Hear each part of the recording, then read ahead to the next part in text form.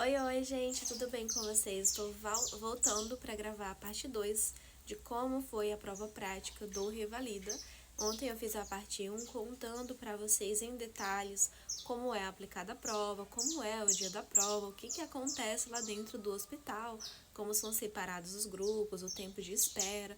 Então, para quem vai fazer a segunda fase ainda, principalmente se vai fazer pela primeira vez, eu super recomendo que você volte aqui no meu perfil e assista a parte 1 para você entender como é o dia da prova e já chegar no dia da prova, né, mais preparado mentalmente para o ambiente e não ter aí nenhum contratempo na hora de entrar e não ter atrasos.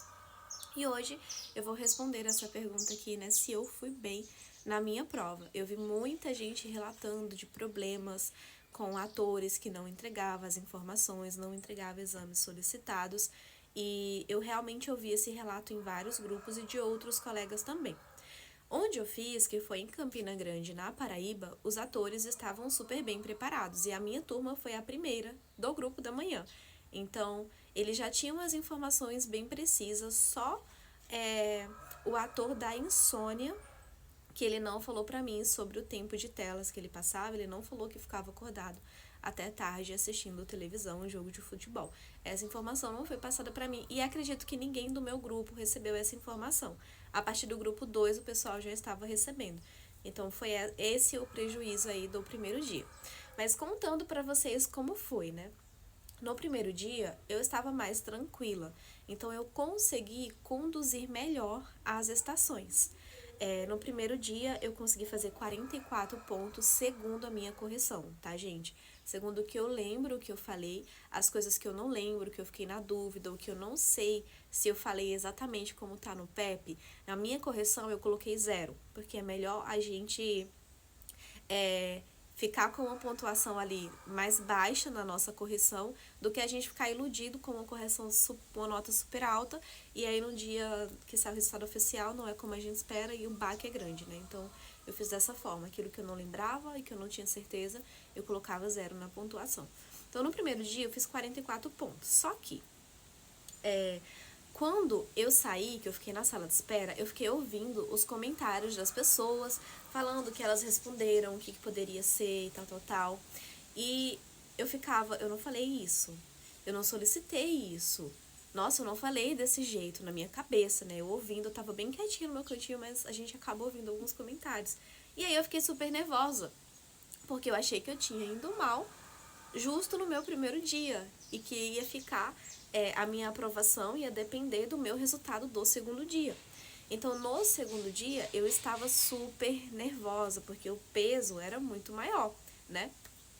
E esse é um conselho que eu dou pra vocês, evitem ao máximo ficar ouvindo esses comentários, porque quem tá ali, ninguém ali sabe o que de fato pode vir a ser cobrado no PEP. E todos os comentários que eu ouvi, nenhum deles constava no PEP. Nenhum deles foram pontuados. Então eu acabei ficando nervosa à toa, de boba, né, gente? Porque tipo, óbvio que não é culpa de ninguém que tá ali comentando. É nossa de escolher ouvir e dar alguma importância para aquilo. Então, eu acabei me prejudicando um pouco no segundo dia por conta disso. Mas no primeiro dia eu sabia todos os diagnósticos e quando eu sabia o diagnóstico, né, quando eu entendia já o que era, eu já queria me adiantar, mas eu me controlava para tentar fazer toda a investigação, porque a gente sabe que mesmo sabendo o diagnóstico, a gente não deve correr para o tratamento, deve seguir a outra investigação, descartar diagnósticos diferenciais para poder falar com clareza o resultado, o diagnóstico oficial, o diagnóstico definitivo do paciente. Beleza, no segundo dia entrei super nervosa, então eu já pulei muitas coisas, eu esqueci de perguntar outras coisas. O paciente da insônia, que foi o do segundo dia, eu não conseguia acreditar que era apenas uma insônia, então eu não dei o diagnóstico de insônia, eu dei diagnósticos diferenciais de coisas que poderia ser, mas eu não dei para ele um diagnóstico definitivo e eu também não fiz uma investigação muito a fundo em relação ao sono dele, por ele não ter me falado aí em relação ao excesso de telas, que viu futebol até tarde, então eu acabei não dando tanta investigação, perguntei outros sintomas associados, e isso foi uma bobeira minha, foi um vacilo meu. Então nessa estação eu não fui muito bem, Na estação da insônia eu fiz 5,5 pontos, segundo a minha correção, então não foi muito bem. E a de paralisia de Bell também foi a minha nota mais baixa, eu fiz 4,5.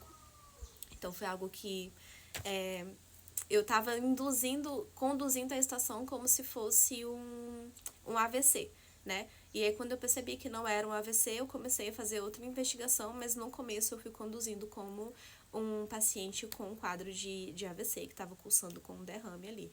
E o diagnóstico eu não dei completo como eles pediram, né? Eu só falei paralisia facial, eu não falei paralisia facial periférica, como eles haviam cobrado. Então, perdi bastante ponto aí, né, justamente por conta do nervosismo que eu estava, então eu não consegui raciocinar muito bem nessas estações. Então, a minha pontuação do segundo dia foi 36,5. Somando o dia 1 e o dia 2, segundo a minha correção, eu fiz 80,5 pontos. Acho que vou passar? Não sei. E por que eu não posso falar pra vocês, com certeza eu aprovei? Porque, gente, eu estava conversando com alguns colegas e muitos deles, infelizmente, já estavam fazendo a prova pela terceira vez. E na edição passada, que eles fizeram, uma das que estavam conversando comigo falou que tirou 77 pontos, que ela falou que estava de acordo com o PEP, entrou com recurso, não foi aceito, entrou na justiça, está correndo na justiça até hoje, e ela tinha 77 pontos. É uma pontuação super alta, e ainda assim ela não conseguiu a aprovação dela, né? Então, por isso que não dá pra gente ter certeza, porque é totalmente dependente de quem vai corrigir a nossa prova, de assistir o vídeo até o final. Na estação da densitometria óssea, por exemplo, da osteoporose e osteopenia, eu só vim dar o laudo da densitometria correto no final da estação. Então, lá no final que eu vim retratar, falar que no começo estava errado o que eu falei, que eu corrijo e que o resultado é tal, tal, tal. Lá no final da estação que eu vim corrigir. Então, para eu pontuar corretamente nessa estação, eu preciso que quem vai assistir o meu vídeo assista até o final, entendeu? Então, depende muito dessas coisas. Por isso que não dá pra gente falar, com certeza eu aprovei, eu acho que eu passei, porque só mesmo com o resultado oficial pra gente ter certeza disso. Assim como houveram colegas que tinham certeza que não iam passar, porque segundo a correção deles, eles não alcançariam a nota, e eles aprovaram, sem precisar de recursos, graças a Deus. Então tem dessas no INEP, por isso que a gente não pode estar afirmando nada aqui de que passou ou de que não passou, porque é totalmente dependente de quem vai corrigir a nossa prova, ser uma pessoa boa e paciente, e muito paciente, né, gente? Porque são 100 minutos de vídeo para estar assistindo, corrigindo e atento a cada detalhe que o aluno está falando ali. Enfim, eu gostaria de dar um conselho para vocês que vão fazer essa prova, né, que é um conselho que eu gostaria de ter recebido, que é sobre gravar. Obviamente, quando você sair da prova, né, quando você estiver fora do hospital, você gravar as palavras que você falou com a nomenclatura que você falou, os exames que você solicitou, tentar lembrar ali bem claramente exatamente como você conduziu a tua estação.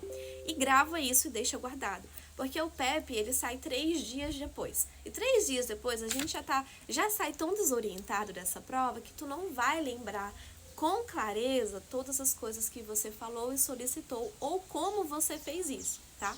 Então, é um conselho super válido que eu gostaria de ter recebido.